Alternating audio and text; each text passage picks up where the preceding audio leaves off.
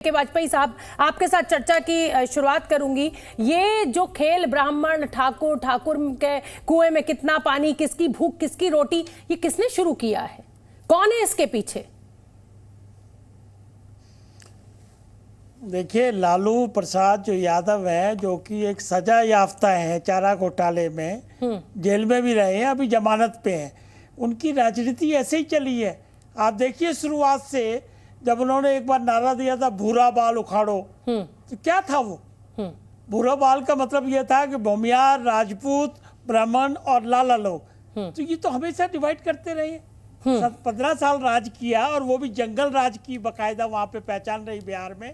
हमेशा बीमारू राज रहा, हमेशा पिछड़ा राज रहा, और इन्हीं बातों से कर करा के राज करते रहे। उसके बाद आ गए नीतीश बाबू। नीतीश बाबू ने क्या किया? नीतीश बाबू ने यही किया, पिछड़ा अति पिछड़ा महादलित, दलित महादलित। एलजेपी ने नहीं किया, तो ये लोग रामविलास पासवान ने नहीं किया। पहन के ये जो जाति की राजनीति है, मैं सीधा सवाल आपसे पूछ रही हूँ। हमने कभी नहीं किया। ना ना ना ना, दलितों की बात नहीं की आपने। शोभना जी, हमने कभी नहीं की। हमने समाज को, हमारे पासवान साहब हमेशा अपर कास्ट की बात करते थे, दलित की बात करते थे, राजपूतों की, और सारे के सारे लोग हमारी उनकी पार्टी में भी रहे, और जनता दल में भी सभी लोग रहे। पहले समाजवाद की पैरवी करते थे ये दो लोग। लेकिन वाजपेयी साहब सारी जातियों की, सभी धर्मों की बातें कर कभी बिहार में आप अपने दम पर सरकार क्यों नहीं बना पाए? हमेशा आपको सपोर्ट ही क्यों करना पड़ा? भाई, आप तो सबकी बात करते थे। लालू यादव जो है, डिबेट बयान किसने दिया है? ये बयान किसने दिया? बीजेपी जो है वो सवर्णों की राजनीति करती है, आप कोई राजनीति ऐसी नहीं करते। सवाल ये नहीं है, फुल बहुमत में शोभना जी, सवाल ये नहीं है। अरे हमारी राजनीति, हमने थोड़ी बयान दिया है। बयान किसने दिया है? बयान मनोज झा ने दिया है। ठीक है, कौन उनको गालियां दे रहा? मनोज झा का, आरजेडी का नेता ही गाली दे रहे। ये आपसी प्रतिद्वंद्व है उनका। हम एक भूमि आपको बता रहे थे कि लालू और नीतीश किस तरह की राजनीति हमेशा करते रहे बिहार में। हम उसके संदर्भ में बात कर रहे थे। तो क्या जातियों के मकड़ जाल में ही आप बुन के रहेंगे हमेशा? आप ढकोसले की राजनीति करेंगे? यही सवाल तो मेरा है आप सभी नेताओं से, और कहेंगे कि हम बिहार को भला करें। वाजपेयी साहब, यही तो मेरा सवाल है कि दुनिया चांद पे पहुंच गई, दुनिया कहां की कहां पहुंच गई, विकसित देश बन गए देश। हम क्या इसी जाति, धर्म, पिछड़ा, अति पिछड़ा, ब्राह्मण, जाट, ठाकुर, इसी में फंसे रहेंगे? माधव आनंद,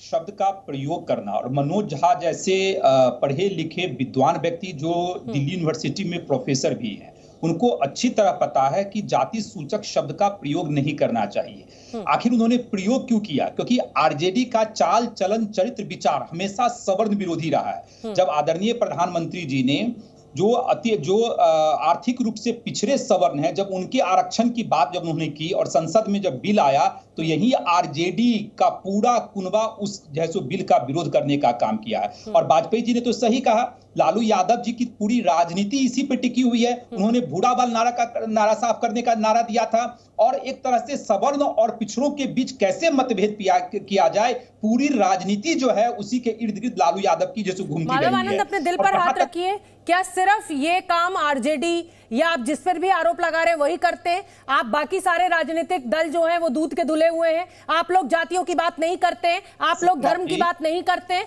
दिल पर हाथ रखकर जवाब दीजिएगा। दिल पे हाथ रख के बोल रहा हूं, यह बयान किसका है? यह बयान किसका है? यह बयान मनोज झा का है, जो आरजेडी के जैसे राज्यसभा मेंबर है। यह बयान एनडीए के किसी नेता का नहीं है। यह बयान हमारे पार्टी या वाजपेयी जी के पार्टी का नहीं है। ये जानबूझ के दिया गया बयान है। अरे मनोज झा ने तो बार बार ये साफ किया ना कि किसी जाति विशेष के लिए वो नहीं कह रहे हैं, वो कह रहे हैं हम सबके भीतर एक ठाकुर है, यानी एक सुपीरियरिटी है हम सबके अंदर, हमारे अंदर एक घमंड बसता है। इस पर इशारा था।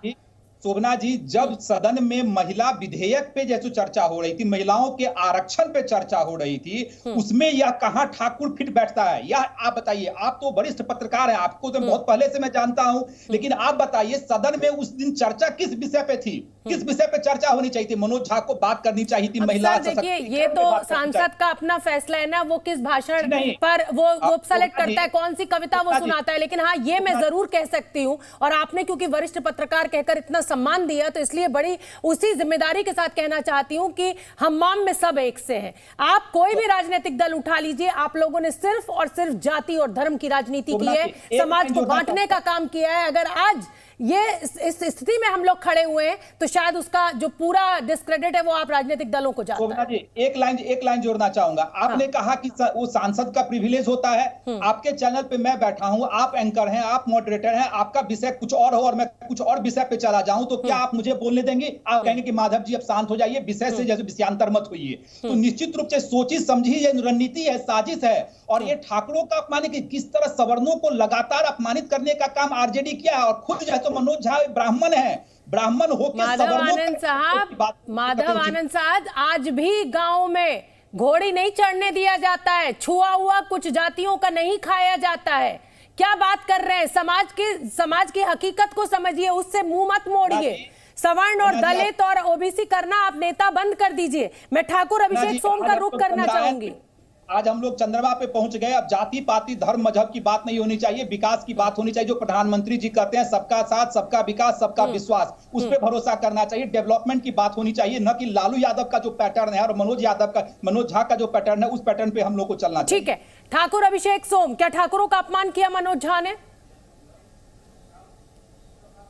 देखिए शोभना जी, जो भी मनोज झा जी ने जो बयान दिया है, कहीं ना कहीं लालू जी की सहमति से ये बयान दिया होगा और क्षत्रिय समाज का पूरे देश में अपमानित करने का काम किया है। अगर क्षत्रिय ना होते तो मुझे लगता है हिंदुस्तान भी ना होता। मैं राष्ट्रीय चैनल पे बैठ के ये बोल रहा हूं, क्षत्रियों ने अपनी विरासतों को, रियासतों को दान दे दिया, तब हिंदुस्तान का निर्माण हुआ है। अपने जमीन जायदाद तक पिछड़े वर्गों में बांट दी कि पिछड़े वर्ग तरक्की करें, आगे बढ़ें, तब जाके हिंदुस्तान की तस्वीर पूरी दुनिया में उभर कर आई है। अगर क्षत्रिय ना होते तो मुझे लगता पूरा हिंदुस्तान ही ना होता। दुनिया के नक्शे में हिंदुस्तान को बनाने में सबसे बड़ा अगर कोई योगदान है तो क्षत्रिय समाज का है। और इतिहास गवाह है, इतिहास के पन्नों में दर्ज है कि किसने क्या योगदान दिया है, कौन सी लड़ाई किस समाज ने लड़ी है, क्या किया है। भारतीय का बिल्कुल बराबरी का योगदान है, चाहे वो समाज के आखिरी पायदान पर बैठा व्यक्ति हो और चाहे राजा हो। ये जो आप लोग कह के बांटते हैं ना कि नहीं साहब हमने ज्यादा किया या इसने ज्यादा किया, उसने ज्यादा किया, ये आपको सही लगता है? सब लिखा हुआ है इतिहास के पन्नों में। हाँ। किसने क्या किया है, शोभना जी, सब लिखा हुआ है कि इतिहास के पन्नों में किस समाज ने किसकी सबसे बड़ी भागीदारी रही है। वो पढ़ा लिखा वर्ग हिंदुस्तान के जो निर्माण गंदगी में साफ करता था, वो लिखने की स्थिति में नहीं था। ये आप लोग क्यों नहीं समझते? मेरी बात पूरी हो जाने दीजिए। ये क्षत्रिय समाज के अपमान की बात है। करने वाले ने कभी इतिहास लिखा? क्या वो इतना पढ़ा लिखा होता था उस युग में? इतिहास लिखने वाले भी तो वही पढ़े लिखे लोग थे ना जो समाज के ऊपर बैठते थे। आप या तो आप ही बोल दीजिए, आपको सुनना नहीं है तो हमको बुलाया क्यों? अच्छा चलिए सुन लेते हैं। समाज की सबसे बड़ी भागीदारी है हिंदुस्तान के अंदर, हिंदुस्तान को बनाने के लिए, और आज क्षत्रिय समाज को अपमानित किया जा रहा है। कोई भी राजनीतिक दल है, देखिए बॉलीवुड फिल्मों से लेकर राजनीति करने वाले जितनी भी सरकारें हैं, क्षत्रिय समाज को अपमानित करती हैं, अपमानित करने का काम करती हैं। इन लोगों ने हमारा शोषण किया है। ये मुद्दा बनाया जा रहा है। हम लोगों के त्याग को ना समझकर, हमारे बलिदानों को ना समझकर हम लोगों को ये अपमानित कर रहे हैं। अच्छा। तमाम सरकारें हमारे समाज को अपमानित कर रही हैं। तमाम बॉलीवुड की फिल्में, ये ट्रेंड बन चुका है। और सुनिए, हम लोग इतने कमजोर नहीं हैं।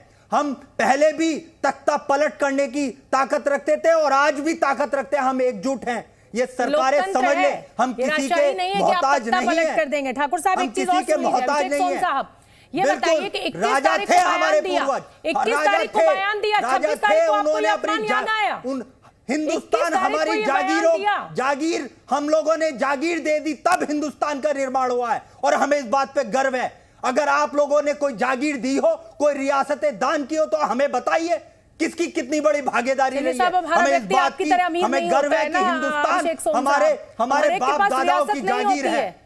लेकिन जिसने रियासत दी और जो इस आखिरी पायदान पर बैठा इस समाज का व्यक्ति है, मैं दोनों का योगदान बराबर मानती हूं। दानिश इकबाल साहब।